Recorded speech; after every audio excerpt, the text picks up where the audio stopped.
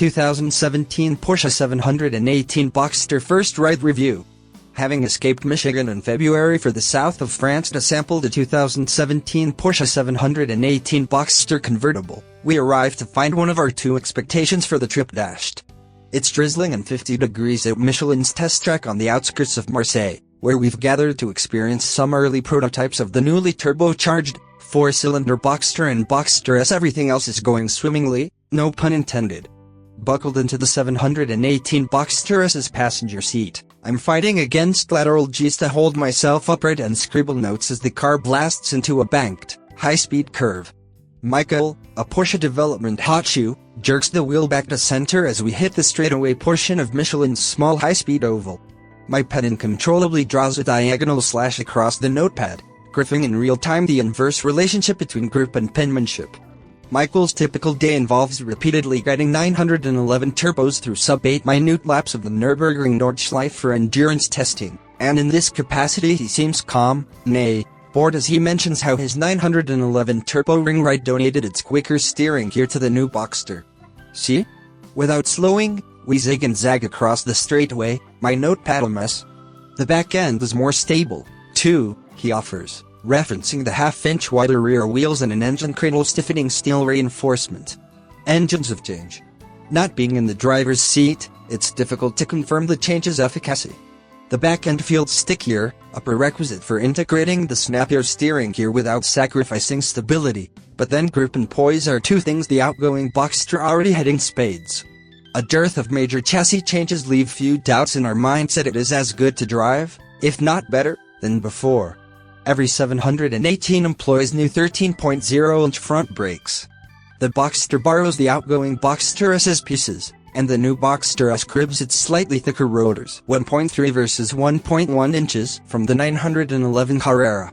All Boxsters wear new, albeit identical-looking, body panels save for the hood, trunk lid, and windshield frame.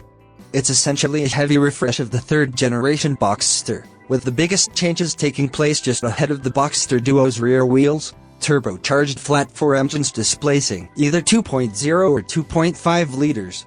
We've been eager to explore how they measure up against their predecessors' excellent 2.7- and 3.4-liter naturally aspirated flat-6s. Derived from the 2017 911 Carrera's twin-turbocharged 3.0-liter flat-6, the Boxster's turbocharged flat-4s are very nearly the same minus 2 cylinders. The only differences between the 4s are a larger bore and a larger bore Warner turbocharger featuring variable turbine geometry (VTG) technology for the S's 2.5-liter. VTG helps combat turbo lag at lower engine speeds without sacrificing turbocharger size and top-end power, by using adjustable vanes at the turbine's inlet to direct exhaust gas flow like air from the neck of a balloon. The vanes aim exhaust flow at the turbine wheel's periphery at low RPM to help build boost. Then, at high RPM when ample boost exists, the vanes direct flow toward the center of the turbine wheel to minimize back pressure. VTG, another donation from the 911 Turbo and notably absent in the new 911, imbues the Boxster S with sharper seeming responses than the regular Boxster. The 2.5's larger turbo runs up to 14.5 psi of boost, giving the 350 horsepower Boxster S a substantial 50 horsepower and 29 pounds-foot torque advantage over the 2.0-liter car, whose smaller turbo nonetheless offers up to 20.3 psi of pressure. Both engines produce peak torque below 2,000 RPM, 280 pounds-foot at 1950 RPM for the 2.0-liter and 309 at 1900 for the 2.5. And in each case the full twist is available through 4,500 RPM before gently tapering off. Peak horsepower arrives at 6,500 RPM for both engines, which rev to 7,500 RPM. Feelin' it. The engine's variances are surprisingly subtle and only detectable at the ragged edges of the power band. Off the line, the 350 horsepower, 2.5-liter shoves a little harder, particularly when our driver activates launch control. Porsche only stocked Boxsters with PTK dual-clutch automatics for our ride, and chases the red line with more zeal. In the mid-range, the two are remarkably similar, and for perhaps the first time in the Boxster's existence, the base engine appears sufficient and torquey. clever electronic programming will keep either engine's throttle open, while cutting fuel flow and closing the turbo's waste when lifting sharply off the gas pedal to pump air through the turbo to keep it spinning, ensuring snappy response when getting back onto the gas. Either 718 can be equipped with Porsche's Sport Chrono package, which now includes a drive mode switch on the steering wheel for cycling among normal, sport, and Sport Plus settings. A Sport Response button on the drive mode dial calls up the powertrain's Sport Plus calibration for 20 seconds to facilitate, say, an aggressive passing maneuver, but it doesn't add any output or activate an overboost function.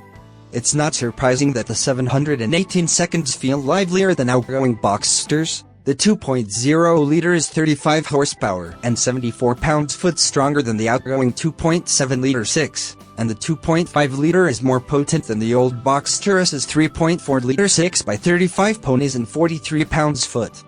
Porsche says the 718 Boxster will reach 60 miles per hour in as little as 4.5 seconds, or 0.7 seconds quicker than the old car. The 718 Boxster S is said to reach the same speed in just 4.0 seconds flat, a half-second improvement. Both cars are slightly slower without the PTK and Sport Chrono options. Objective performance improvements are expected, and what surprises us is how the new engines don't round off the Boxster's sharp edge. Like the turbocharged 6 and the new 911 Carrera models, the 718's 4s are close to lag-free and only a hair less responsive than the non-turbo 6s they replace. They're also smooth for 4-pot engines, thanks to inherent balance in standard vacuum-activated engine mounts that loosen at idle and gradually stiffen as speeds increase for more connected driveline sensations. Whether by miracle or magic, neither 718 sounds like a hooded-up Subaru, both emitting a noise that's similar to the 911 Flat 6's mechanical orchestra, only with the string section removed. Down an octave or two, the sound is purposeful and raspy, more so with the optional dual-mode sports exhaust. Right, not down. Porsche is adamant that the smaller, 4-cylinder Boxster engines represent more than mere downsizing for the sake of it. The company instead prefers the term right-sizing, noting that downsizing taken too far can have negative effects on output and fuel economy. Besides fomenting disappointment, over-downsized, overworked turbo engines can negate the fuel economy benefits of going turbo in the first place. With carryover gearing in the PTK transmission in conjunction with a slightly taller 3.62:1 final drive ratio, and the marginally taller gearing from the old Boxster S's manual transmission working through the same 3.89:1 final drive and stick shift models, the 718 is expected to consume 14% less fuel. The PTK can even slip its 2 clutches to create virtual gears, or ratio mixes between 2 actual gears at certain vehicle speeds and low engine load to maximize efficiency without relying on a higher gear at the expense of engine lugging and low RPM vibrations. All of this bears out on the track, where the 718 is a happy scamp trundling at 45 miles per hour or shrieking along in red mist mode. With our high-speed oval time up, Michael steers toward the wet skid pit to demonstrate the new PSM Sport Stability Control setting, which splits the difference between full-on stability control and none at all by allowing larger slip angles and the ability to hold decent drift angles while retaining an electronic safety net. Our butt dynamometers and finely tuned ears satisfied by the new engines, we settle in for a fun ride. As the Boxster pirouettes around, displaying its penchant for gentle and predictable transitions from understeer to oversteer, the 10 best cars winning sports cars dynamic excellence appears safe, unencumbered by forced induction. Even so, proper evaluation of the effects of the car's engine and chassis updates, larger diameter dampers, 0.4-inch lower POSM adaptive sport suspension, and quicker steering, not to mention the taking of legible notes, must wait for our first drive.